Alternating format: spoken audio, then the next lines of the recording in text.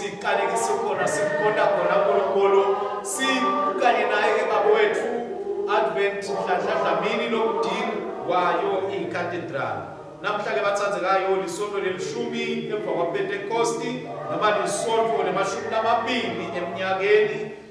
Inkonzo yethu beyitholakala ekhasini lelikhulu nelikhulu nakune. Tifundo tethu titholakala kwencwadzini yetifundvo titholakala ekhasini lemashumi nesihlanu bese encwadzini yetinkonzo titholakala ekhasini lemakhulu lamabili nesikhombisa nakunye. Siyethemba ukuthi mdayili thokotela lenkonzo yethu nibe nesikhathi lesihle lesimnanzi sisamkhonda uNkulunkulu. Liculo lethu ke liculo lelikhulu nemashumi lamane nesithupha liculo 146 Jesu uMalusi wethu. Hlala kithi usisize lokho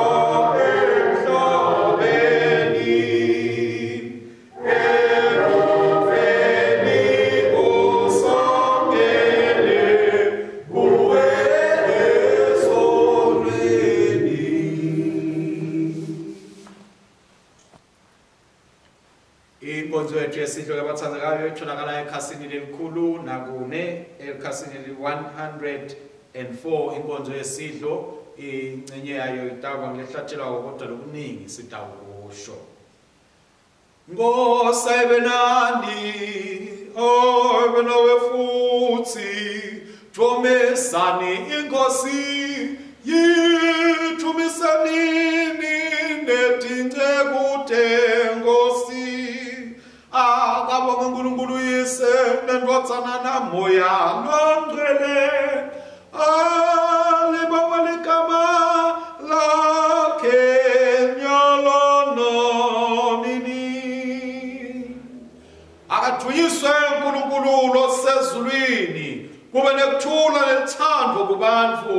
Nkosi uNkulunkulu, Nkosi yasezulwini, siyakubabata, siyakuthumisa, sikhuleka kuwe, siyakuthumisa, siyakubonga ngeludumo lwakho lolukhulu, Nkulunkulu somandla nababe.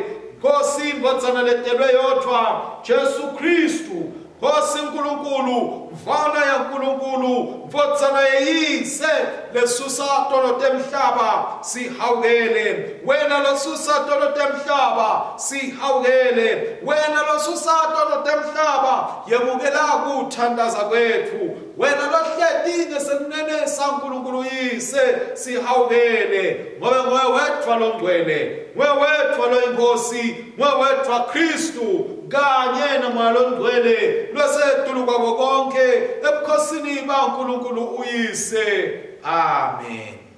Asithandaze. Nkulunkulu somandla, tinhlitiyo tonke tivulekile kuwe, tifiso tonke tatiwa nguwe. Kude lutho lofihlelwe wena. Geza imicabanga tinhlitiyo tethu nakuphefumula kude moya wakho longcwele. Kuthi sikuthanza ngalokuphelele, silithumise ngalokufanele igama lakho elingcwele ngaye Jesu Kristu inkosi yethu. Amen. Usise hawukele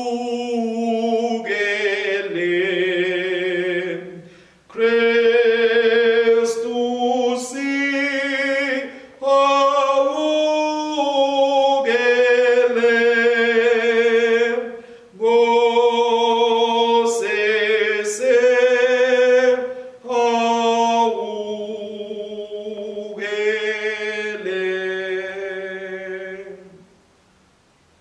Jesu wathi wayitsanza inkosi uNkulunkulu wakho ayo yonke inhlitiyo yakho nangawo wonke umphefumulo wakho nangayo yonke ingqondo yakho nangawo onke emandla akho. Lona umyalo wekuqala nalomkhulu nowesibili ufana nawo uthi uthanza amakhelwane wakho njengoba utithanza wena. Kule miyalo lemibili kubambelele yonke imithetho nebaprofeti.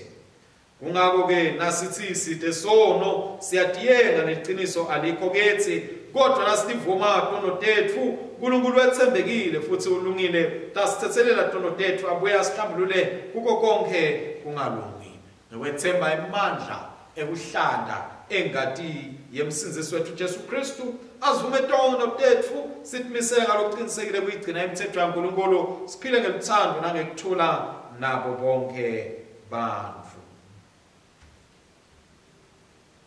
Sithandaze. Nkulunkulu somandla, Baba wethu losezulwini, siyadithoba siyavuma ukuthi sonile kuwe kulicala lethu, sonile ngekucabanga nangekukhuluma nangekwenda nangakwendi nebekufanele sikwende.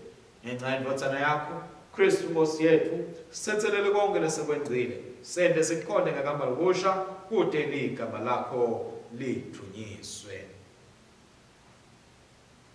Nkulunkulu somandla lothethelela bonke labaphendulwa ngeqiniso, akasawukele asithethelele intono tethu, asikhulule kuto, asimise asiqinise kulungeni konke, asigcine nasekuphileni lokunini nanini ngaye Jesu Kristu inkosi yethu. Amen. Thandazo wethu wanamuhla, uNkulunkulu webachamukile tilahla kude loshiwe ngaphandle kubhodlweni nguwe. Sikhuthathe ukuthi silithanze live kude kuthi sonke siphile ngebuntu nekuvikelwa kwekuba semndenini waNkulunkulu nga Jesu Kristu inkosi yethu lophila kusa nawe namalo engcwele uNkulunkulu munye nyalo nanini. Amen. Yebo Nkosi ngiza kuwe ngidalole konke kwami mangiziswe nguwe Jesu zisoliwe izono zami. Yebo Nkosi ngiza kuwe ngidalole konke kwami mangiziswe nguwe Jesu zisolewe izono zami. Singena evini laNkulunkulu. Sifundo sethu sifundo sekuqala sifundo lesiphuma eTestamentini lelidzala sibhalwe kuGenesis sahluko semashumi lamane nesihlanu. Siyawuqala ukufunda isahlukwaneni sekuqala Genesis 45:1-15. Joseph wehluleka ukuthi bamba embekwethisebeni takhe, ngako wathi abakhishwe bonke la endlini. Ngako ke kwakungasekho muntu ngesikhathi atshela bomnakabo ukuthi ongubani. Wakhala kakhulu wathi mate kweva nemagibhithe kanye nebendlu yakafaro. Josefa watshela bomnakabo wathi phela mina nginguJosefa, baba usaphila yini? Kodwa bomnakabo abazange bakhone kumphendula ngobe babesethuke kakhulu. Josefa wakhuluma kubo wathi ngicela sanisonzele la. Nembala basonzela wathi kubo nginguJosefa umnakenu lenamthengisa eGibhithe. Kodwa ningakhathateki futhi ningahlupheki ngekuthi nangithengisa la. Empeleni nguNkulunkulu lwangithumela ukuthi ngide kulendzawo abentela ukuthi nginendvulele ngekuta lapha ngitawusinzisa timphilo tebantfu. Sengumnyaka wesibili lona indlala ikhungethe umhlaba. Kusaselele eminye iminyaka lesihlanu kungalinywa kungavumi. Ngako uNkulunkulu lwathi anginendvulele ngekuta lapha kuze anilondolote nibe yinsali emhlabeni nisinziswe kube kukhululwa lokukhulu. Ngako ke akusini lena ngithumela la, kodwa uNkulunkulu sekungente ngaba nguyise waFaro nenkosi yendlu yakhe nembusi etiwe live lonke laseGibhithe. Sheshani nibuyele kubabe, fike nimtshele nithi Josefa indodana yakho uthi uNkulunkulu ungente ngaba yinkosi eveni laseGibhithe lonke. Shesha wehle ute kimi ungalibali. Tawuhlala eveni laseGosheni ube sedvute nami, wena nebantwa bakho nebatukulu bakho nemihlambi yakho yetimvu neyetinkomo nako konke lonako. Tanakekela kahle nani lapho ngobe kusasele iminyaka lesihlanu endlala. angifuni ukuthi wena nendlu yakho nako konke nife nibulawe indlala. Josefa waqhubeka wathi, manje seniyabona-ke, ngisho nawe Benjamini niyabona ukuthi nginguJosefa.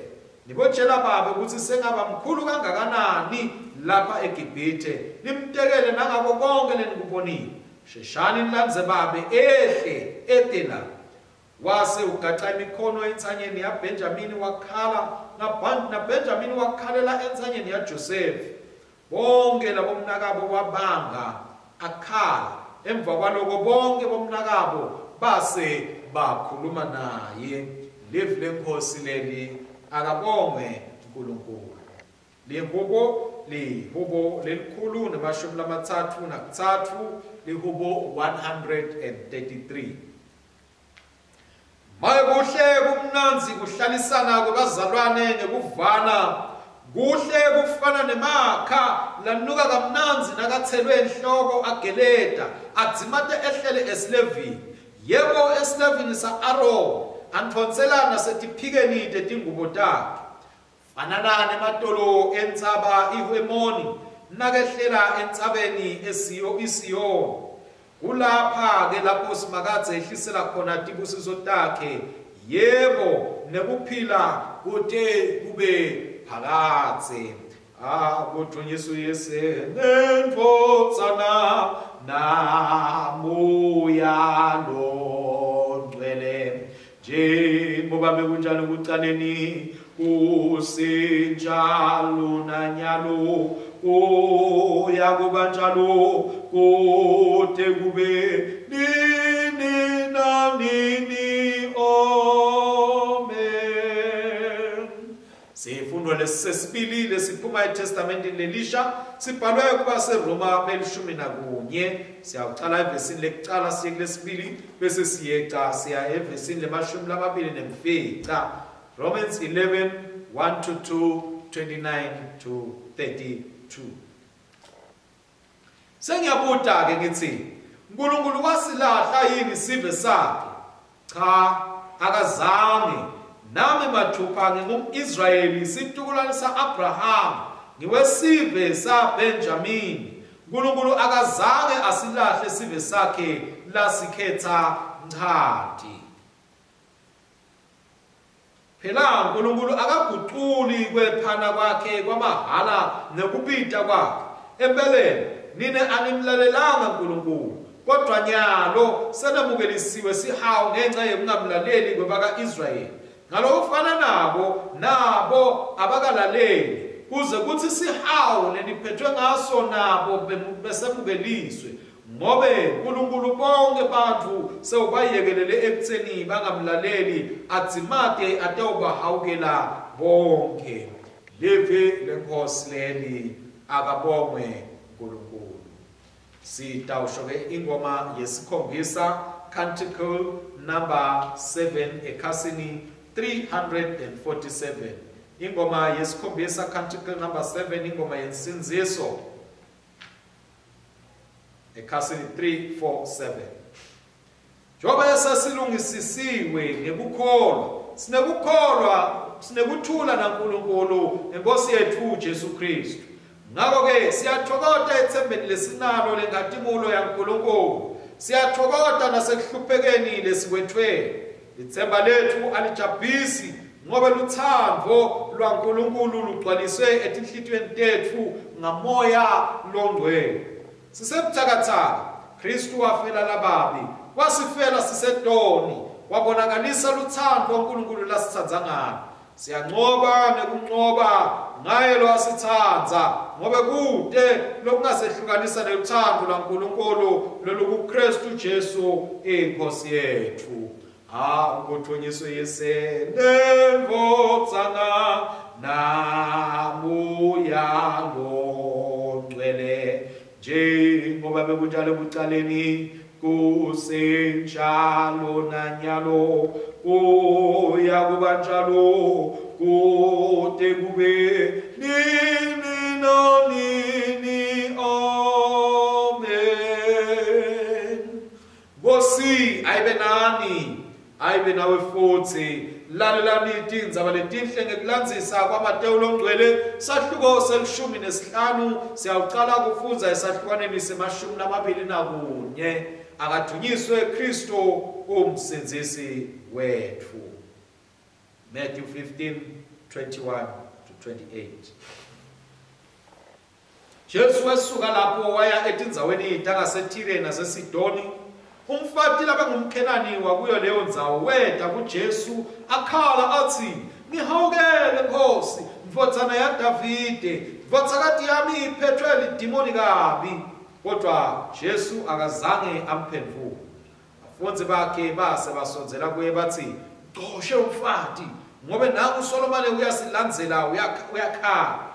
Jesu waphendula wathi, "Angathunyelwa kulomunye umuntu kuphela etimvini letilahlekile letingema-Israyeli."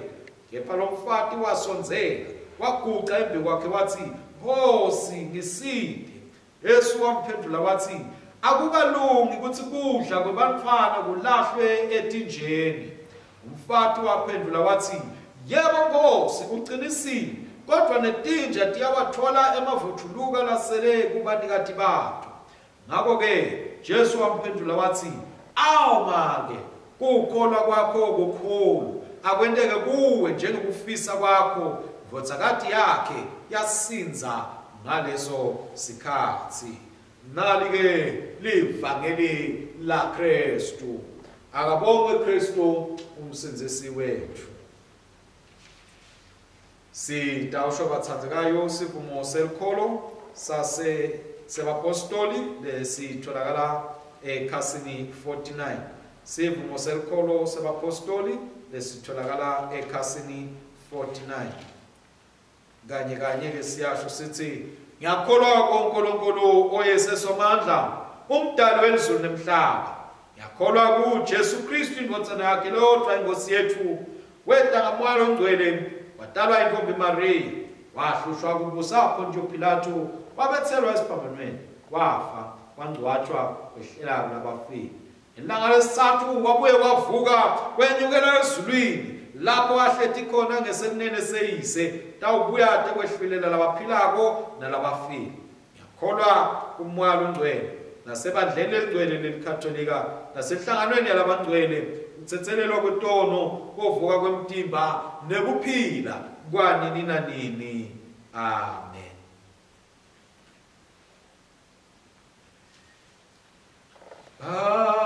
Bayethe, bayethe, bayethe, bayethe, bayethe, bayethe, bayethe somandla.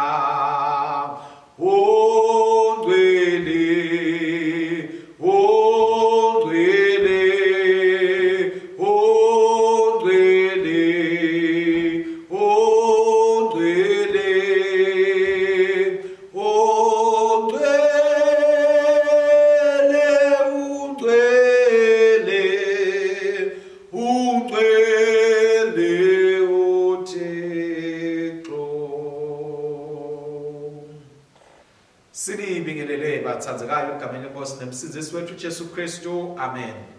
Namuhla-ke kulisonto lelishumi nakunye lemva kwaPentecosti, phindze kungamashumi lamabili leminyaka, lesonto lemashumi lamabili leminyaka, sithola-ke imshumayelo yethu bathandzekayo, sihloko sayo lesithi, "Yebanga lotsintsa timphilo talabanye, yebanga lotsintsa timphilo talabanye."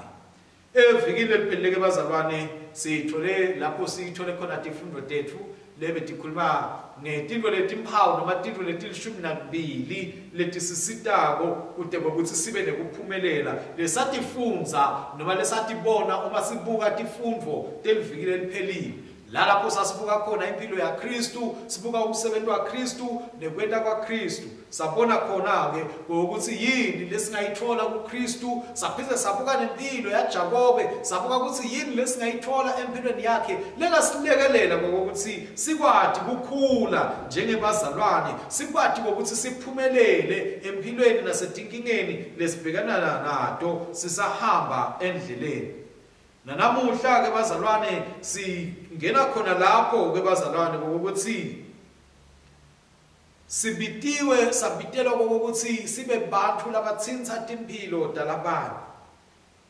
Siyeva ke bathandzekayo ukuthi uma sibitiwe sabitelwa ukuthi sithinta impilo talabanye, kusho ukuthi sidzingeka ukuthi sibe bantu labatawukhona kweca imincele lebekiwe nalebonakalako, sikwadi ukuthi singadigcini nje sithi thina siboshelwe sigcina la, kodwa sibe bantu labafunako ukuhamba sibone tintfo uNkulunkulu lasibekele tona noma tintfo uNkulunkulu latibekile embikwethu. Lokhu kusho ukuthi ke bazalwane sibitelwe kuba bantu labathinta impilo talabanye. Ngesingisi sanamhla ke bathandzekayo kukhona abantu lekuthiwa ngama-influencer. Thine-ke sibitiwe sabitelwa ukuthi sibe ba-influencer latawuthinta impilo tabantu, ngoba impilo yemKristu impilo lekufanele sithinte impilo talabanye bantu, impilo lekufanele sifinyelele etimpilweni talabanye bantu, bathi ukuthi lo bambone ngokuthi ufike kanjani wathinta impilo tabo ukuthi lo muntu ongumKristu. Siyamkhumbula ke Jesu Kristu bathandzekayo nakakhuleke nalibandla lakhe sekalungisela kuhamba akhuleka lapho kubhalwe khona evangelini ngekulandzisa kwaJohane sahluko se-17 lapho sibuka khona Jesu akhuluma ukuthi uthandazela thine ngokuthi asisimo balelive, yebo bona siseveni, yebo bona siphila kulelive, kodwa athandaza athi uNkulunkulu akasende ngokuthi lelive lingasengami esikhundleni saloko kube ngithi lesengaba live, kube ngithi lesilithinthako live. Nako lesibitelwe kona bathandzekayo sikhumbula nemavi aJesu asalungisela kuhamba encwadzini noma evangelini ngekulandzisa kwaMarko sahluko se-16 lapho athi khona Jesu hambani nishumayele tindzaba nende bonke abantu babe bafundzi bami nibabhabhatise egameni leyise nendvodzana naMoya loNgcwele. Vele uNkulunkulu wakubeka bathandzekayo ukuthi umuntu lo ngumKristu utawuba umuntu lothinta impilo tebantu. Sibitelwe bazalwane ukuthi sibe ngama-influencer. Amen. Nasibuka Josefa, siyambona Josefa aseveni lelingasilo lakubo, asahambile eKhenani ngenxa yekwethengiswa, ahamba wayohlala eGibhithe. Siyeva ngokuthi kwathi sekaseGibhithe Josefa bathandzekayo kwasuba ngulomunye webaholi labakhulu bakuleyo ndzawo, kangawo wabese ubekwa ubamdunankulu waleyo ndzawo. Kwendelwa ukuthi lalapho afike wahlala khona kwase uyakhona ukuthi athinthe impilo tebantu, waba yi-influencer Jakobe Josefa asafike eveni laseGibhithe. Siyeva bazalwane ngokuthi lokuthinza impilo tebantu kwakhe Josefa kwagcina kuphela nje eGibhithe, kodwa kwanza kwayekule tindzawo kungako bomnaka babasuka eKhenani bahamba baya eGibhithe bayofuna lokungadliwa kuze ukuthi ekhaya kube bede indlala, ngoba Josefa la besafike khona wafike wayithinza impilo yabantu baseGibhithe, wayithinza impilo yaFaro, wenda kwaba khona tinto thite letentekako ngoba sekufike yena kwafinyelela yena. Kwathi noma ahamba Josefa ahlangabetana netinkinga njengoba simuva namhla satshela bomnaka ukuthi ningesabi ningethuki kwakulichinga laNkulunkulu, ngoba uNkulunkulu abefuna ukuthi ngifike kule ndzawo ngite unibekela lokutawuniphilisa kude ukuthi nasekufike le ndlala legcwele umhlaba wonke nikwadi kuthola le ntawu kudla ngokuthi nikhone kuphila. Lapha ke sambona ke siyambona ke Josefa bazalwane ngokuthi wasesoba i-influencer lenkulu kade. Nathi ke bazalwane sibitiwe sabitelwa ukuthi leti vunguvungu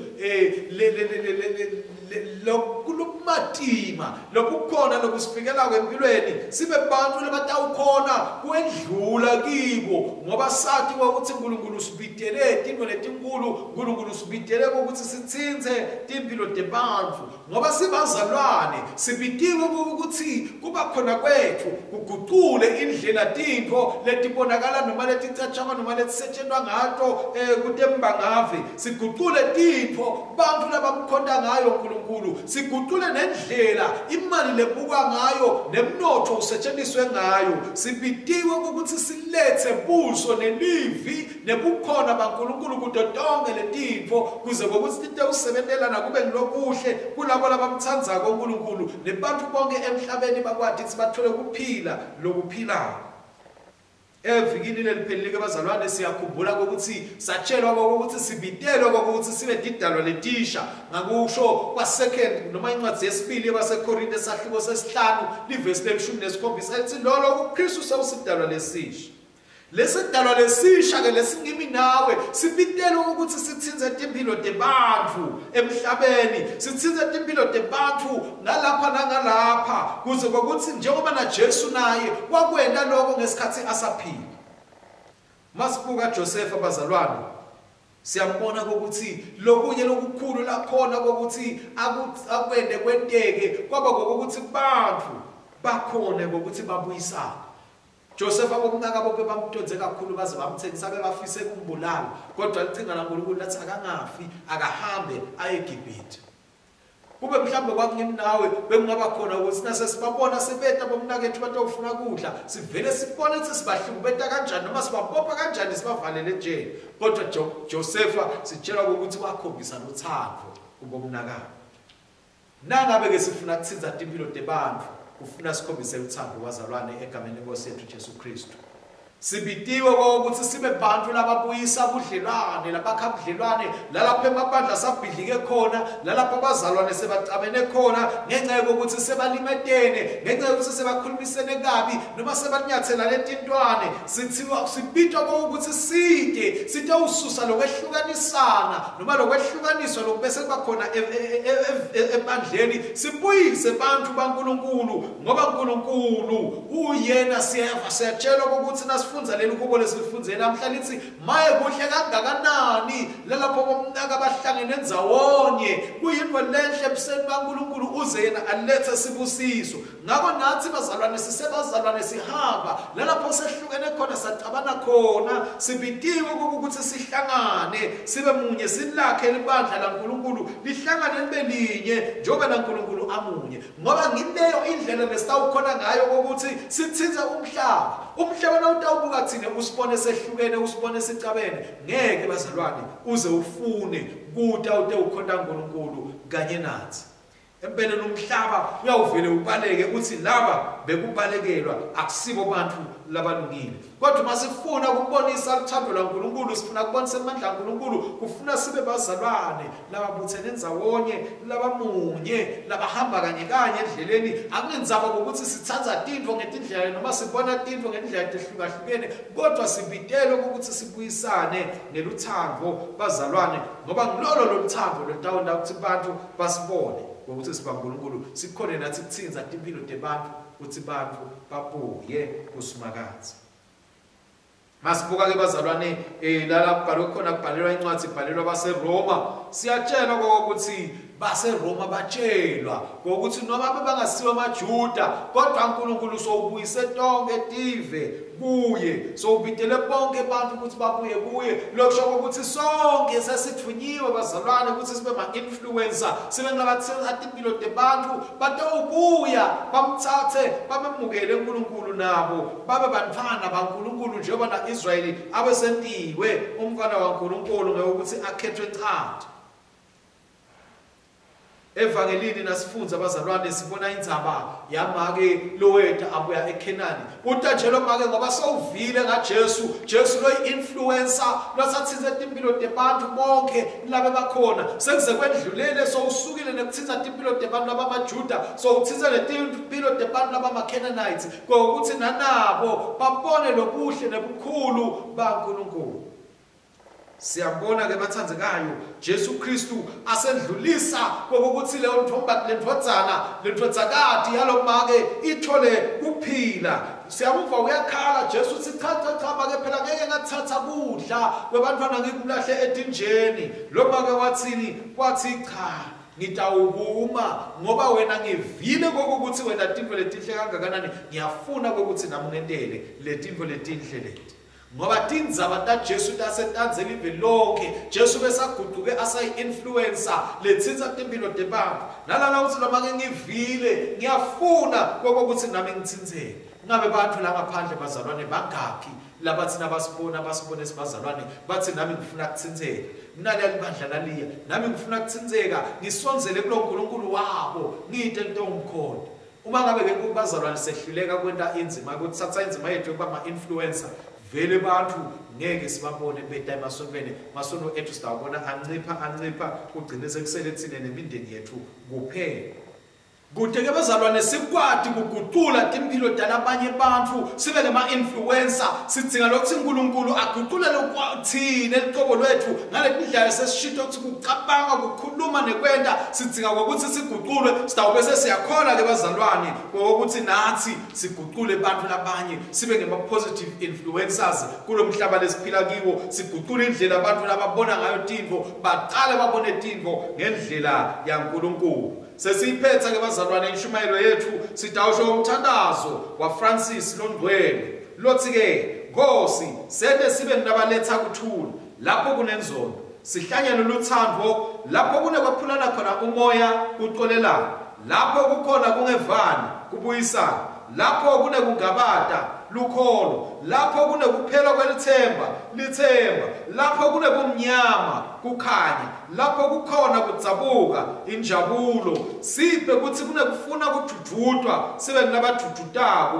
kunekufuna kulalelwa sibe nabalalelako kunekufuna kuthandwa sibe nabathandzako ngobe siphiwa ngobe sephana sithethelelwa ngobe sithethelelana nasifa sitalelwa ekuphileni lokuphakathe.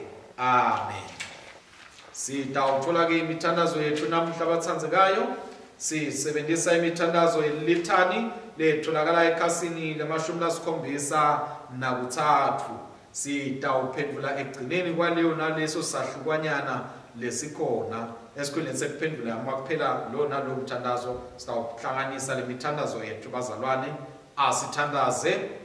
Nkulunkulu babe mdali welizulu nemhlaba Nkulunkulu Ndvodzana mhlengi wemhlaba Nkulunkulu Moya Longcwele mmeli nemeluleki butsathu lokungcwele lokubusisekile lokudumisekako lobutingcobo letintsathu kuNkulunkulu munye sihawukele.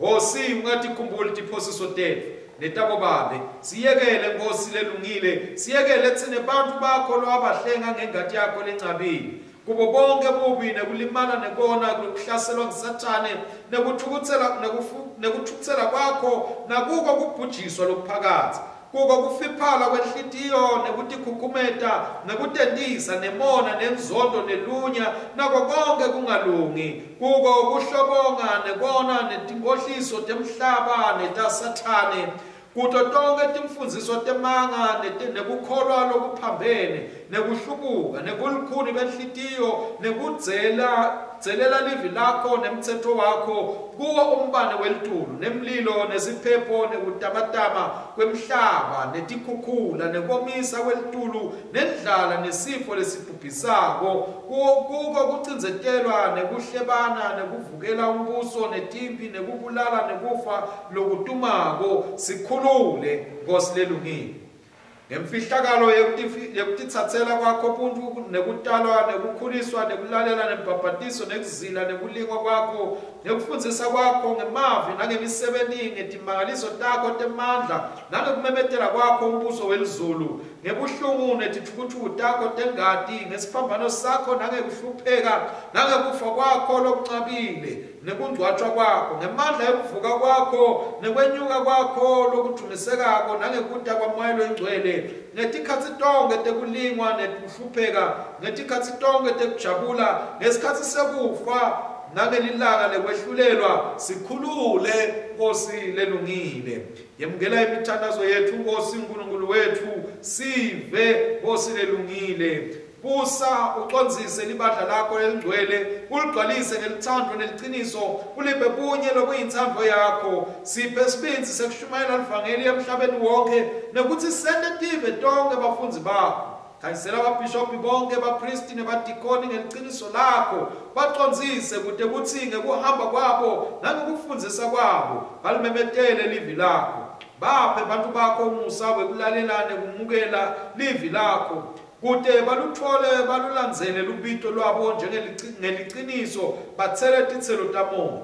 Babuyise bonke labalahlekile, bakhohliswe endleleni yeliqiniso. Qinisa labo lababambelele enkolweni yebuKristu. Dudude welekelele labo lababuthakathaka, uvusele ukholo lwalabo labawile, umshaye Sathane aze abe ngaphansi kwetinyawo tabo. Sive Nkosi lelungile. Onzisa abaholi betive endleleni yekulunga nekuthula. Khanyisela uconzise ababusi bethu, baphe ukuthi bethembele kuwe, bafunele udumo nebukhosi bakho. Dinike inhlakanipho levela kuwe tonke tiphathimandla emajaji nabomantshi, ubende ukuthi behlulele ngemusa. Tiphe tive tonke kuthula kunye nekuvumelana. Tiphe uphe bonke abantu ukukhululeka, kuhlonishwa, kudla nendzawo yekulala. Sive Nkosi lelungile. Sifundzise kusebenzisa lokuvela emhlabathini, sikusebenzisele udumo lwakho. Sende kuthi sabelane nalabanye losipha kona ngeluthando lwakho. Bakhanyisele ngamaya wakho bonke labafundzisako nalabafundzako. Basita ubadudude labanesitunge nalabagugile, labafelo, labasetshenziswa amatima nalabacinzetele. Sekela uqinise bonke labadzinzako nalabo labangawutholi umsebenzi noma labaphelelwe ngemandla. Uvikele labo labasebenta etindzaweni letitingoti nalabo labasekuhambeni. Gcina imindeni ibe mnye, uyinike kuhlakanipha nemandla etikhatsini tekulingwa nekuhlupheka. Philisa labagulako, qinisa uvikele bonke lababelekako nebantfwana labancane.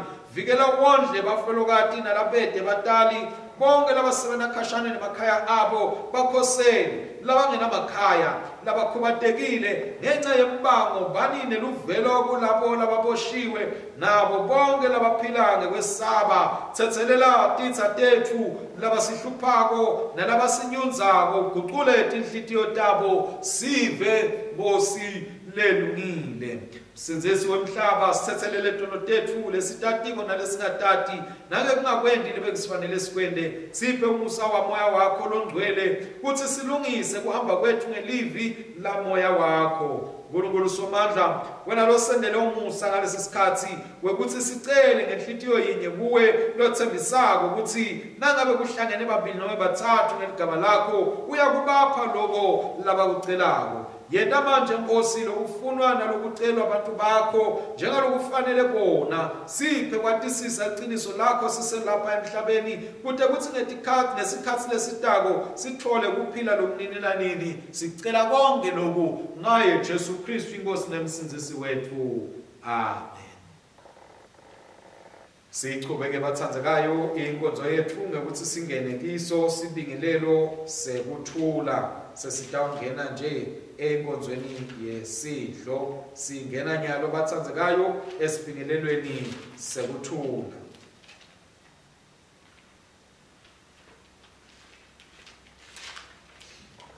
Lalelani mave emsindisi wethu Jesu Kristu, ngininika umyalo lomusha ngithi tsandzanani, njengaloko nami nginitsandzile nani ke tsandzanani.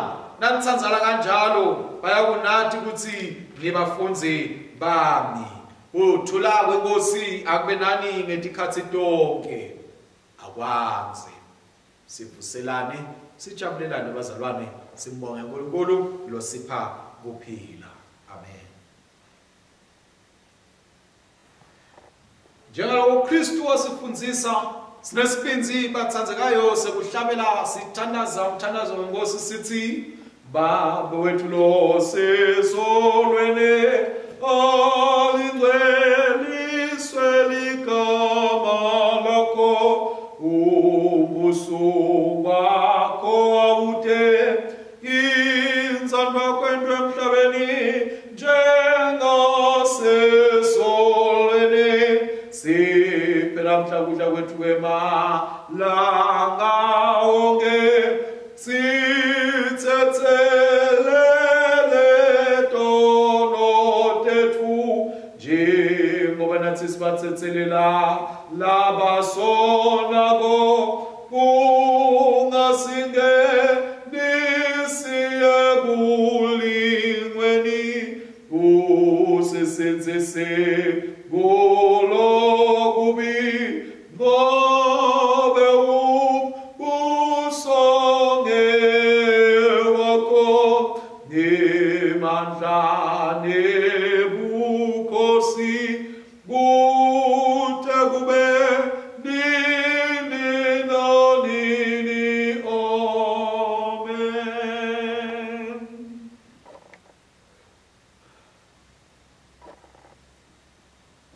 bathandzekayo enkosini, lenze besivumelwano lesiyamukelako ayisiyo yini inhlanganyelo yengati ya Jesu Kristu nesinkwa lesisihlephulako, asiyo yini inhlanganyelo yemtimba wa Kristu na? Tsinele sibanyenti singumtimba munye ngobe sonke sihlanganyela sinkwa sinye. Vana nkulunkulu lesusatolo temhlaba sihawukele, vana nkulunkulu lesusatolo temhlaba sihawukele, vana nkulunkulu lesusatolo temhlaba siphe kuthula kwakho. Ngekutithoba lokukhulu bathandzekayo siyasonzela imbi kwasimakathe sithakaza kanye kanye sithi Nkosi lenesihawu asonzele kwetafula lakho sethemba kulunga kwethu kepha sethemba sakho lesikhulu. Asifanele ngekwethu nembutha emvuthulo ngaphasi kwalo tafula lakho, kodwa wena inkosi lekuma kwakho ukhawukela njalo. Ngakho besiphe Nkosi lenesihawu kube sidle ngalokufanele enyameni yothando yakho lethandzekako uJesu Kristu, sinathe ingati yakhe kude sihlale kuyena ikithi kude kube nini nanini. Amen. Nkosi akufanele, Nkosi abafanele, Nkosi asifanele, kodwa khuluma livi lakho elinye tingceku takho titawusinziswa.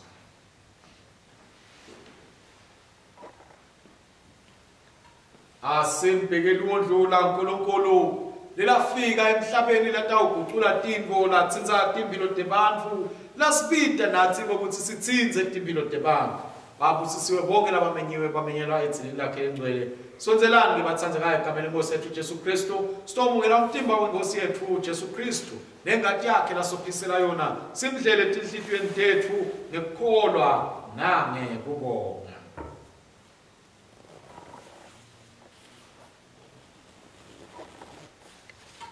Tipota uNkulunkulu tentelwe bantfu baNkulunkulu. Amen.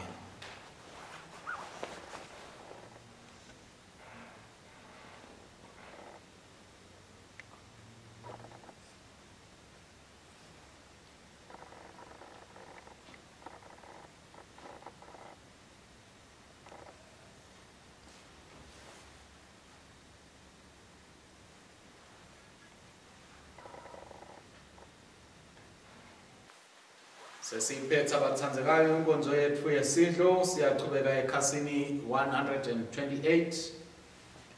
Bonga nesimakatse ngoba anembuso siyasakasiphele nanini. Bonga nesimakatse ngoba anembusa siyasakasiphele uNkulunkulu mnikati wamandla onke, siyabonga bakutungcwele kusibita ukuthi asibe bantfu labaphuma bayotsinza umhlaba, bawugucule umhlaba ngabukhona babo, tigucule Nkosi timphilo talabanye. Sende nanathi Nkosi siguculwe nguwe, siguculwe ngumoya wakho, siguculwe livi lakho, kude ukuthi sithe ukhona kuphuma siyokusebentela wena. Siyabonga ke bakutungcwele ngoba ngalethu imfihlakalo letingcwele sondlile ngemtima nengati yendodzana yakho umsindisi wethu Jesu Kristu, wasigcina ngemsa wakho emtimbeni wayo indodzana yakho lenhlangano yabo bonke labakholwako, side babe besibeketeli nje amakholwa laphilako kulobu budlelwane nobungcwele, nekuthi sikhule lithandweni ekulaleleni nasekwenteni intsando yakho ngaye Jesu Kristu inkosi yethu lokhona busa kanye nawe namalo engcwele niNkulunkulu munye kude kube nini nanini. Amen. Sikhuleka kanye kanye sithi babe mnikati wamandla sitnikela kuwe ngaJesu Kristu inkosi yethu kube sibe ngumhlatshelo lophilako, sithumele mveni ngemandla kwakho longcwele, sihambe sisebenzele lidumo nebukhosi bakho. Nyalo-ke kuyelo nemandla ekunilinza kube ningakhutshwa nimiswe embi kwenkathimulo yakhe, nimsulwa ninekuthokoda lokukhulu yena uNkulunkulu yedwa lohlakaniphile umsindisi wethu, akanikwe inkathimulo nebukhosi nemandla neligunya nyalo kude kube nini nanini. Amen.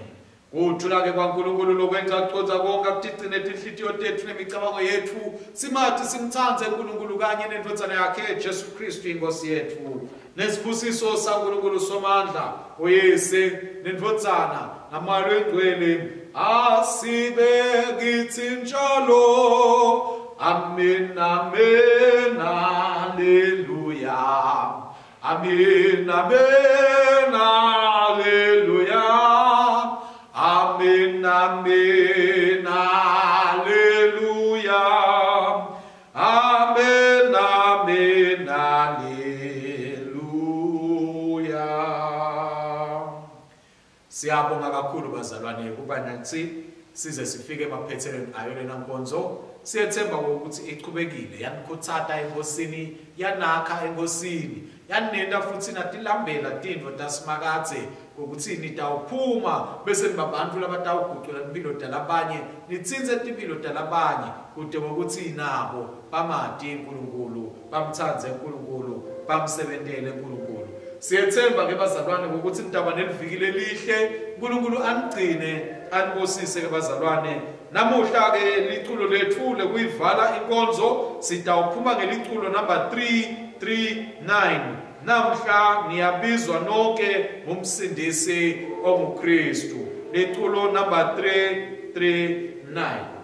Hambani ke ngekuthula nangeluthando niyosebenzela inkosi egameni laKristu. Amen.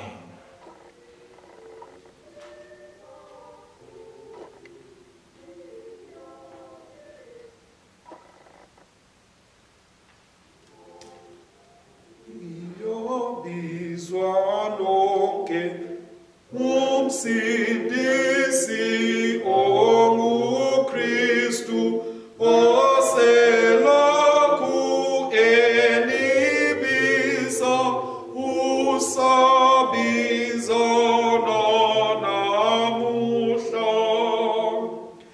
uthi wosanini nonke nizokuzwa eswiloke